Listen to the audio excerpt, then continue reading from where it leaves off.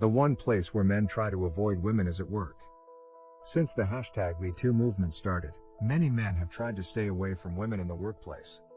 In a recent survey by leanin.org, a whopping 60% of men in management positions said that they don't mentor or meet one-on-one with women at work. Some men seem confused about how to act at work, like when they refuse to meet with women alone or ask, "What are the rules?" This kind of response is both strange and not honest. The rules are basic and easy to understand. Keep your hands to yourself, don't ask for sexual favors, don't tell sexual jokes, and don't make sexual noises or gestures. Just act like a professional and a good person, and everything will be fine. So why do men who don't harass feel like they need to avoid war with women? Some men are afraid of being wrongly accused because of the stereotype of the vengeful woman. These men feel like they can't win because a false accusation turns into a he said/she said situation. They think that once someone says bad things about them, they can't get their careers back on track. Another group of men is afraid that their bad behavior from the past will come back to hurt them. Most of us have done things that make us feel bad about ourselves now, and many of us hope that these things will never be talked about in public, especially in a public forum. Some people wonder if the drugs they used or the bad things they did when they were young and drunk will come back to haunt them. Maybe it will, maybe it won't.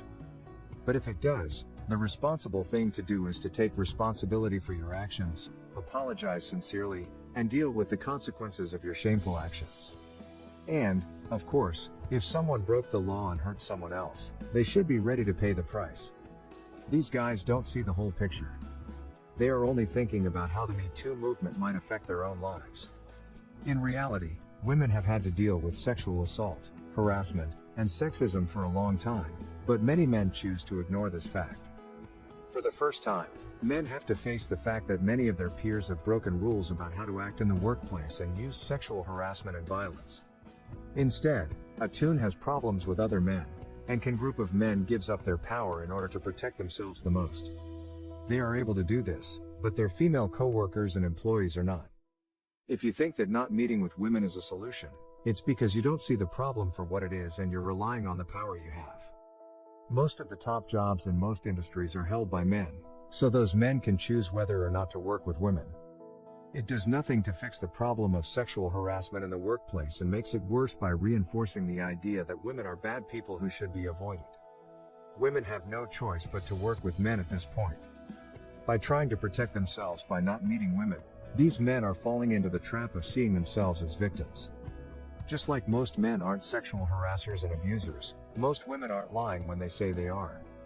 Even though it's important to pay attention to what's going on around you, letting a few false accusations completely change your professional life gives bad people more power.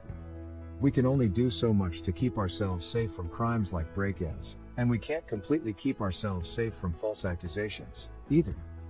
Most of us don't hire armed guards to protect our homes. Instead, we do things like lock our doors and windows and keep our valuables out of sight. Men can protect themselves from false accusations by, for example, meeting in public and having one-on-one conversations with the door open. But not wanting to meet with a woman or mentor alone is like staying home because you might get robbed. By giving in to victim mentality, men throw women's career opportunities under the bus and keep them from getting mentorship and moving up. Not only are women's careers at risk, but also the long-term success of the organizations they work for. The places where men work need to value what women have to offer. A McKinsey study found that the benefits of gender diversity don't just lead to higher profits. Having different ideas at the table can also bring about good social change. For example, research has shown that having women on a board of directors made a big difference in how well a company did at being socially responsible in 3 Asian markets. Women have different skills and points of view that organizations need. They shouldn't be treated like second-class citizens just because a man is afraid of being wrongly accused. Women need access to all levels of power in an organization, just like everyone else. They need to be able to talk to managers about their ideas, sometimes one-on-one. If a woman can't find a mentor or just someone to teach her a new skill, she won't be able to move up in her career. Since there aren't many women in management positions, the few women in charge can't and shouldn't be expected to act as mentors for all the women coming up in their companies. We need to find a way to work together because women are not leaving the workforce.